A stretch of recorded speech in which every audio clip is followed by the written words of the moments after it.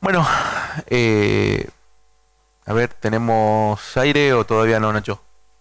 ¿Estamos?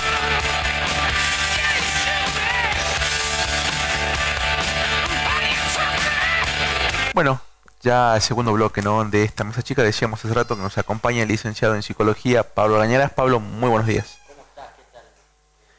Bueno, Pablo, nosotros felices, ¿no? De contar con vos Alejandro, para, no Luis. sí, Sí, para poder hacer sí. un análisis respecto a distintas cosas que se han presentado, se vienen presentando de cara a esta elección, que me parece un poco atípica. No digo un poco atípica, por ejemplo, fallaron las consultoras, fallaron los acuerdos políticos. Mm.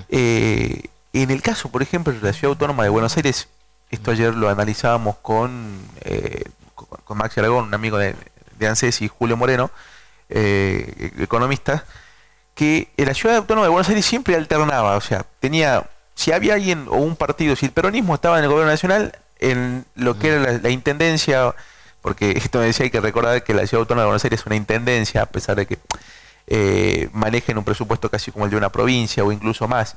eh, Había otro tipo de fuerza. Tuvo en su momento cuando estuvo el peronismo al frente de la nación, estuvo el radicalismo presente en la intendencia, luego cuando el peronismo se hizo cargo de la nación, surge el PRO, cuando estuvo la alianza al frente del gobierno, era, si no me equivoco, Ibarra, el jefe de gobierno porteño. O sea, de cara a las elecciones pasadas nomás, ¿no? Nos podíamos acordar realmente en las elecciones para jefe de gobierno porteño, el PRO obtuvo una amplia mayoría sobre Daniel Filmus, a pesar de la campaña sucia, ¿no? Y todo lo demás que hubo, pero luego en las elecciones nacionales ganó rotundamente lo que era el Frente para la Victoria, ¿no?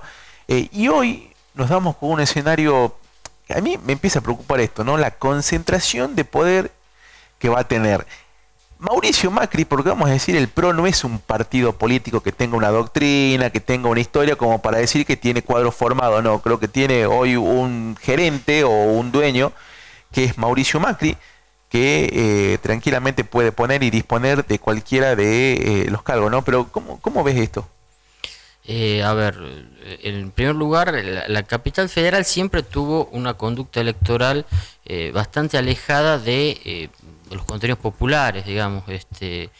Ha sido permanentemente un voto antiperonista, si se quiere. Ahora, ¿a qué apunto yo? A que esto que decías que por ahí no hay un formato de partido político en el PRO, no hay territorialidad política, no hay cuadro, tiene que ver con unas características de las grandes ciudades, digamos, donde las campañas son mucho más mediáticas, no existe en sí mismo las suertes de dirigentes territoriales, referentes territoriales, los barrios se han empezado a parecer cada vez más y fundamentalmente tenemos una sociedad, una de las ciudades más ricas del mundo, es decir, como vos bien decías, no se trata de la complejidad que puede llegar a tener una provincia como la de Buenos Aires, que es muy diversa, que tal vez sean dos o tres provincias en una, eh, y que tiene un presupuesto y una holgura económica en sus habitantes que hacen que sea todo diferente, digamos. La General Paz no solamente es una división política, distrital, es mucho más que eso, ¿no? Es casi, son dos modos de administrar el Estado y dos idiosincrasias diferentes, ¿no? Pablo, eh, pero bueno, decíamos esto, siempre se han caracterizado por una alternancia en lo que es el gobierno, ¿no? Y hoy, sin embargo, han acompañado este proyecto. A ¿Vos? ver, yo Sí, entiendo lo que vos me planteas. A ver, siempre la provincia de Buenos Aires votaba por un lado, la capital votaba para el otro, ¿sí? Acá básicamente lo que tenemos que ver es que no podemos dejar de leer los números de lo que ha sucedido en la provincia de Buenos Aires, ¿sí?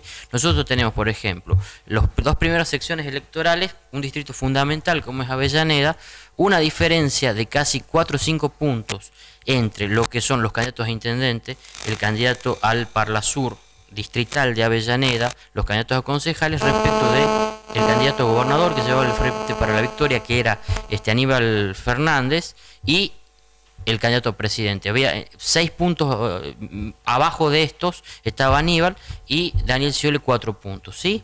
Esto ha marcado casi sistemáticamente una conducta en los 3-4 primeros cordones. Acá, ¿quién es la que lo lleva al balotaje a Macri?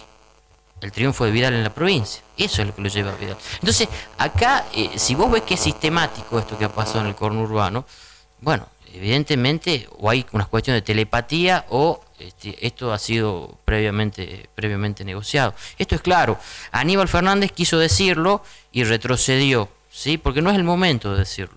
Pero nosotros como analistas, en el lugar más allá de tener compromisos militantes, tampoco podemos hacer la vista gorda de lo que ha pasado. Y ahora cuando... O sea, no hay un mérito activo del PRO tampoco en esto. No. Acá alguien se dio terreno y con cierta intencionalidad, ¿no? Y ahora, ya donde entramos en un balotaje, donde no entra Aníbal Fernández ni entran otros candidatos, ¿no?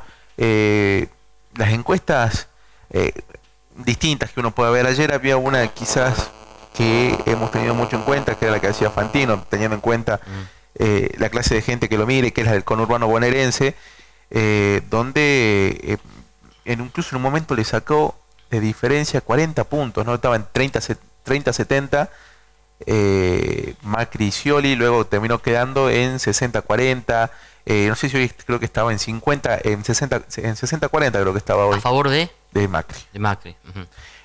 Esto, digamos, ¿a qué pensás que se debe?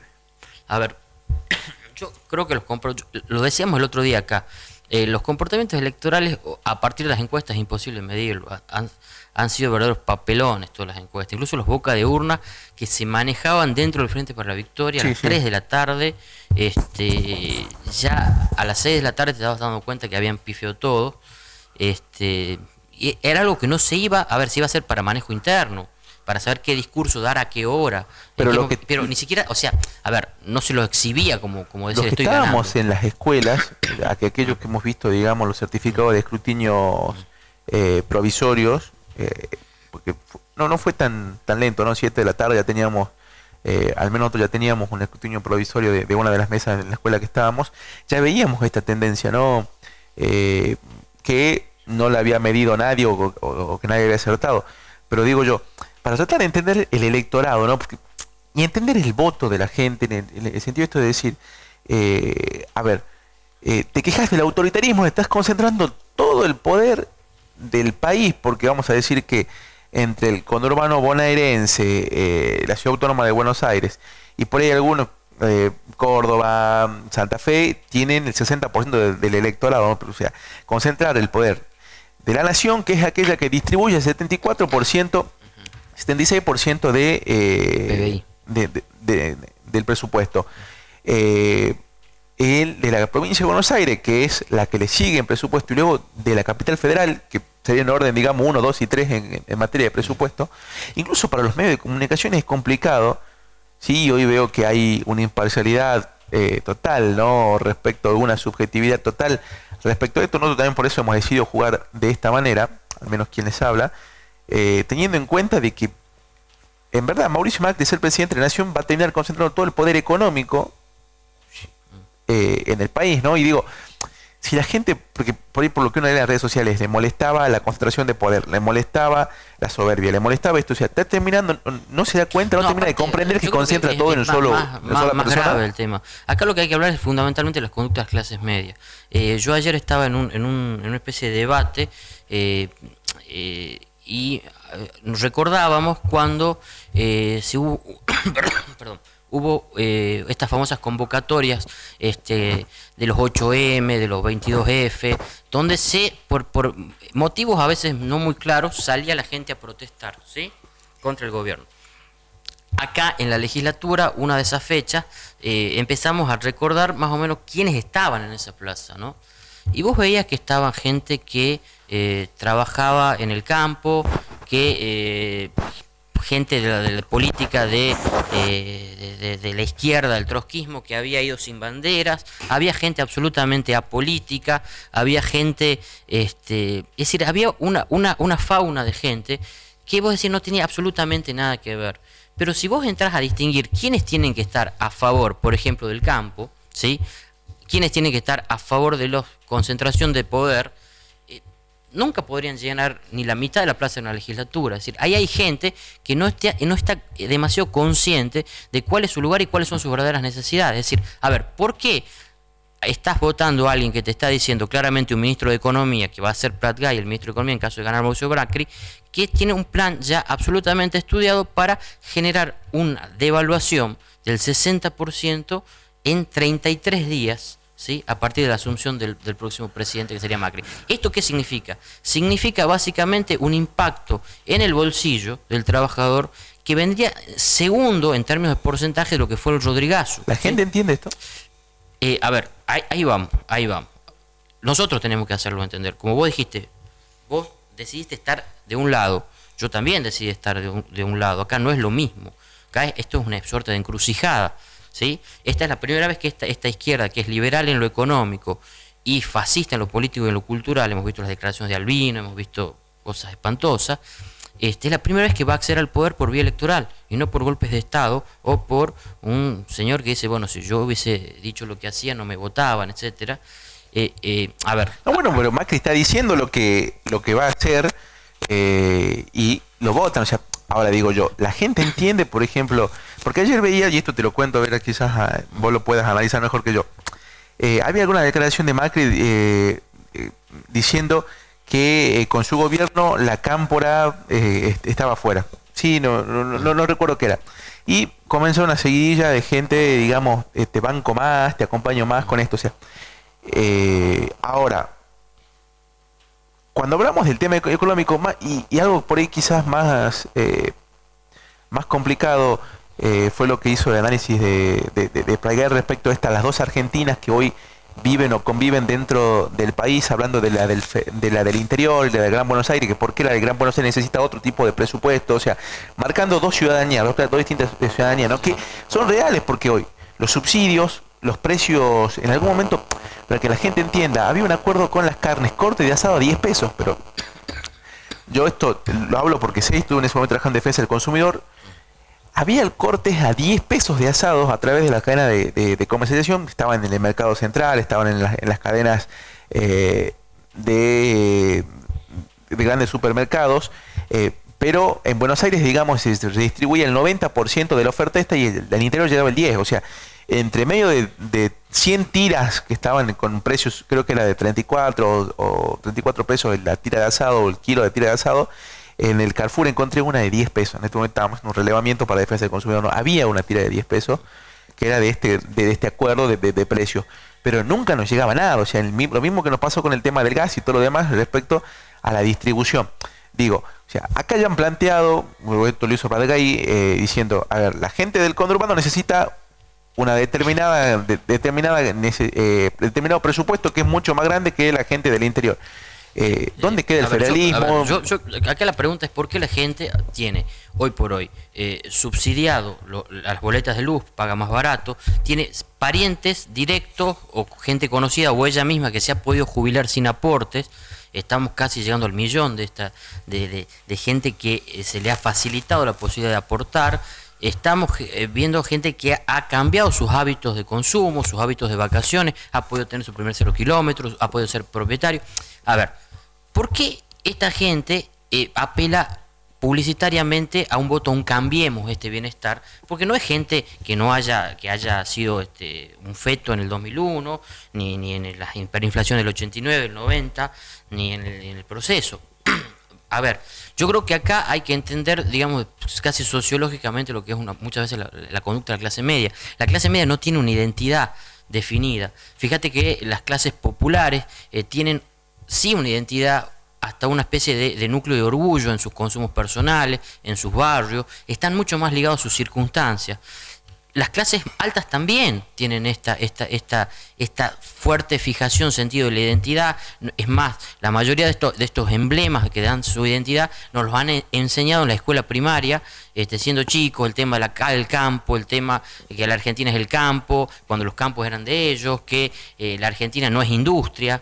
que la Argentina es este nacionalismo, esta Sí, versión. Pero ¿a qué apunto yo? La clase media oscila ahí. Entonces cuando ve que las clases bajas empiezan a reproducir sus consumos, que la empleada, que el que le corta el pasto de la casa nueva empieza a veranear cerca de donde él veranea, hasta estar en sus mismos planes para comprarse un auto, necesita esta estética de la distinción, que se llama muchas veces en sociología. Es decir, necesita ser más, y es como que ve en el otro, en el semejante, una especie de enemigo en espejo, ¿sí? Esto es una conducta muy típica. Entonces necesito alienarme, necesito tomar elementos simbólicos de una clase a la que no pertenezco. Entonces yo creo que cuando, y siempre esto lo ha dicho Jauretche muy claramente, cuando la clase media está bien, vota mal, y cuando está mal, vota bien, ¿sí? O sea, cuando tiene los bolsillos llenos, dice, bueno, ok, yo ahora sí quiero pertenecer a cierta aristocracia y necesito los emblemas de consumo, necesito... A ver, esto fue muy claro, cuando estuvimos muy mal, cuando no podíamos sacar la plata del banco por el tema del corralito, era muy sintomático esta consigna de piquetes cacerola, la lucha es una sola, ¿sí? O sea, había una identificación de la clase media con las clases populares. Hoy el piquetero es ese morocho de miércoles que no me deja llegar al trabajo, ¿sí? ¿Por qué? Porque simplemente ahora me alcanza para la zapatilla importada, ¿sí? Esto, o sea, la clase media es totalmente preideológica y es una especie de lucha de prestigio, casi de modelos, bueno, ¿no? De modelos atrás de bambalinas a veces. Lamentablemente es eso. Medio envidiosa, decís. Sí, es que no es nada, o sea, vota desde sus neurosis, vota desde su falta de autoimagen, de su falta de referencia, genera repeticiones, vuelve a empezar donde... Y ahora también se da, yo creo, un fenómeno, no sé si lo has podido analizar o no, pero también una falsa clase media. Me refiero a gente que, por ejemplo, a ver, esto nos pasó con dos amigas, ¿no? Corren la asignación universal, hace tiempo que no consiguen trabajo y es tan complicada. Con el tema vuelvo a decir, la asignación universal y el progresar no son hoy parte de la prebenda, hoy han pasado a ser parte de los derechos sociales, y esto porque el Congreso ha aprobado, no se puede sacar así nomás como... no es tampoco que si viene Macri y saca esto, sí puede pasar que la plata no valga nada, eso es una realidad que es más o menos lo mismo, pero digo, piden un cambio, ¿sí? Piden un cambio, y ahora, para el cambio, o sea, para el cambio real, que es que hablaba, o que se habla de evolución y todo lo demás, hace falta un esfuerzo, un sacrificio, ¿o no? A ver, vos te referís al cambio en tanto, al cambiemos, al cambio, no, al cambio económico, o sea, porque el cambio que ellos piden, o sea, a ver, aquella persona que hoy no puede conseguir trabajo, pero no es que no puede conseguir trabajo, no están las condiciones dadas para conseguir el trabajo, porque por ejemplo aquellas mujeres que tienen una asignación universal, ¿sí? Que es la que no termino de entender yo, gente que hoy, que está muy complicada, que hoy está beneficiada, ¿no? Y vive, porque esto sobrevive a través de algún derecho social que tiene, quiere un cambio, ¿sí? Pero ahora, ¿vos estás dispuesto a agarrar? ¿Por qué no salir a laburar? No puedo, porque no tengo... Muy bien esto que estás planteando. Claro, no tengo quién dejar a mi hijo. Y... yo necesito a ver, este famoso discurso pro, lo que está buscando, y es un know-how mediático, o sea, es un camino conocido que viene de Estados Unidos, que viene de los sectores del republicanismo más liviano en las primarias, que tiene que ver con tener un discurso muy positivo, supuestamente propositivo, no a la confrontación, pero que sin embargo necesitan permanentemente, no ellos estigmatizar al oponente, no van a decir Macri los ha escuchado diciendo que Scioli es esto, Scioli es lo que pero sí va a buscar que ese vecino que quiere progresar, que quiere, como todo el mundo, o sea, tiene un nivel de subsistencia básico que le dan estos derechos adquiridos, como la asignación universal y demás, y quiere progresar. Entonces, ¿qué es lo que le va a confrontar? A vos te están sacando la plata, a vos no te dejan progresar porque hay que mantener a los vagos de la cámpora.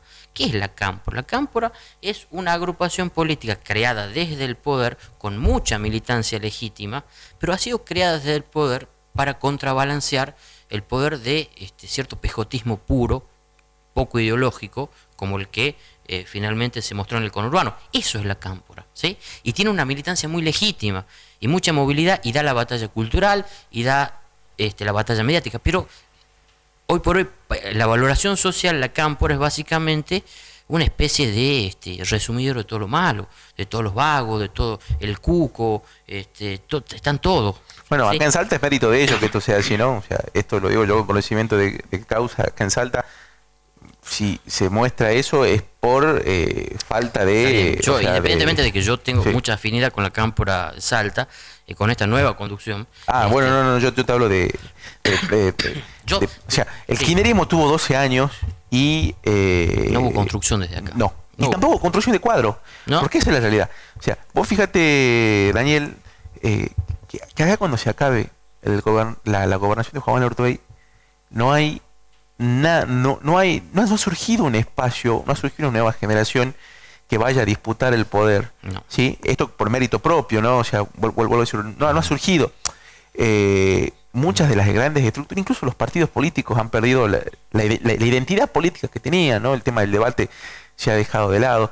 Esto yo creo que le pasó lo mismo al peronismo, ¿no? El peronismo no supo construir aquel trasvasamiento generacional del que hablaba la doctrina, y terminó de alguna manera disgregado y separado, y hoy, como decíamos en algún momento, nos decía John William Cook, de no darse este debate va a haber tanto peronismo como peronista, y hoy pasa exactamente lo mismo, ¿no? O sea, pero en definitiva, volviendo al análisis social yo he hablado de una falsa clase media porque no es, porque yo veo gente que está complicada, ¿sí? Incluso me pasó con una amiga, ¿no? Que había conseguido un crédito de honor, ¿sí? de Capital Semilla, que es crédito de honor y no se paga interés, ¿sí? Sacó 40.000 pesos, y le había haciendo campaña en el Facebook, se viene el cambio, que allá de esto, mola, o sea, y digo yo, sí, yo no creo que con Macri, digamos, vos que no tenés recibo de sueldo, no tenés garante, vas a poder acceder a un préstamo, ¿no? O sea, ni a un préstamo pagando interés, ¿no? Está convencida que esa especie de fantasma que es la Cámpora, que es fantasma que es el choripanero, que es el vecino que es igual a ella, son los que le están quitando la posibilidad de acceder a... ¿sí? O sea, no lee la variable política, es lo que como decía, la gente no comprende. Nosotros no nos hacemos entender, primero, nosotros somos los responsables. Y segundo, la efectividad del discurso de ellos, de la gente del PRO, la gente de Macri, esta gente de una derecha que te está diciendo claramente acá va a haber una política de shock, ¿sí? Shock gradual, dice uno de ellos. ¿Qué quiere decir? El otro economista dice, lo más fácil de hacer para reconstruir una casa es demoler a los cimientos. Te están hablando de vos, loco. Están hablando de tu casa, de tu bienestar, están hablando de ajustarte, ¿sí? A ver, pero entonces ellos no entienden estas variables. Entonces el enemigo es aquel que se parece a mí, el vecino, ¿sí? Ese es el que me saca lo mío. Fíjate que no solamente no hay formación de cuadros en Salta, sino que tampoco, a ver, vamos a ver los centros vecinales. Los centros vecinales están vacíos. Los centros vecinales son lugares donde se concentran un acta con 2 o 3 personas. Yo he sido funcionario de salud pública y me ha tocado ver problemáticas barriales donde no hay participación prácticamente. Es decir, no hay formación ni conciencia de pertenecer al barrio, de pertenecer a una clase, de tener un contacto horizontal con mi vecino. No existe eso. Acá territorialmente exigen funcionarios municipales que tienen SIC, que tienen poder, que tienen recursos humanos, y que en torno a eso se nuclea de arriba hacia abajo un tipo de participación. La formación de cuadros políticos es por una formación de abajo hacia arriba. Si ni siquiera podemos tener conciencia de nuestro vecino muchas veces es nuestro enemigo, negamos nuestra circunstancia, nuestro metro cuadrado. Esto es muy típicamente salteño. Entonces esto hace que se vacíen aquellas representaciones, aquellos espejos que nos devuelven un lugar de pobreza, un lugar de humildad que no estamos asumiendo. Y esto también pasa en la clase media. Ahora, cuando no tenés un espejo donde te mira, te van a poner un espejo totalmente deformado para provecho de los poderosos. Y esto es lo que básicamente está pasando, y creo que no sé si el desenlace va a ser bueno de esto, ¿no? Antes de irnos al corte, sabemos que tenés que ir a tu programa de radio, o a tu intervención en radio. ¿Por qué estás de este lado, no? Como decías hace rato, uno toma postura. ¿Vos por qué estás de este lado? A ver, yo creo que es un tema bastante que toca cuestiones ya de valores, digamos. Creo que claramente hay dos opciones dentro de lo que es este capitalismo, digamos. Un capitalismo que redistribuya con presencia del Estado, que tenga una conciencia absoluta de que el otro soy yo también, de que el bienestar del otro es mi propio bienestar, es mi propia seguridad, ¿sí? Yo creo que hay un concepto profundo respecto de la solidaridad, ¿sí? De la solidaridad en tanto también me preserva a mí. Ha sido un poco la idea que se ha ido tratando de construir creo que en estos 12 años. La idea de la patria es el otro, lo decía muy bien un gran militante del Frente para la Victoria, no es esa cosa sacrificial, católica, dar hasta que duela, como cita a veces nuestro gobernador a Madre Teresa de Calcuta. No, la patria es el otro, es saber que el otro también es un semejante. Y justamente estábamos hablando de esta idea, de el contraste con el discurso de esta derecha que trata de generar esa suerte de enemistad y desconfianza persecutoria con el vecino y con tus propios orígenes y con tu propio barrio, con tu propio bienestar, con tu propia circunstancia, ¿no?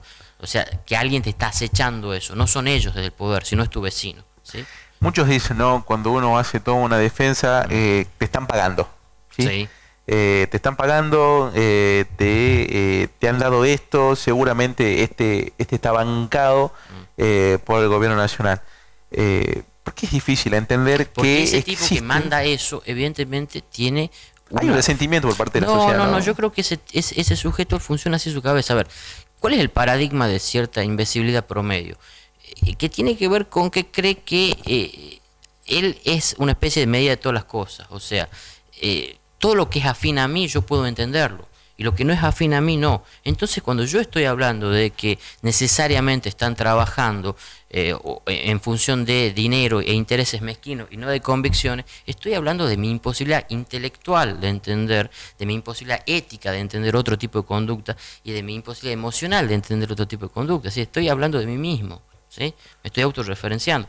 Y esta es la sociedad que no cree en otras cosas. A mí no me paga absolutamente nadie. Yo laburo en el Estado e independientemente de mi profesión.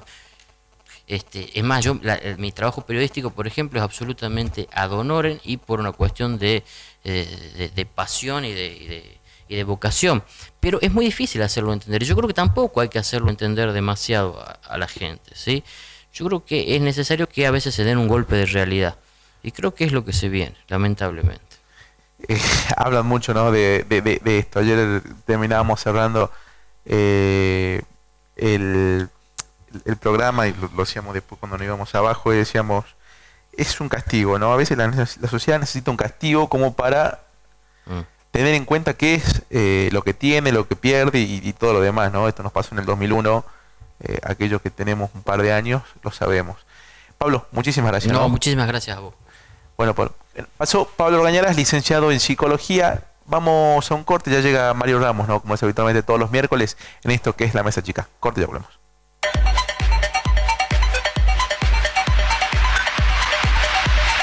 Inicio de espacio publicitario.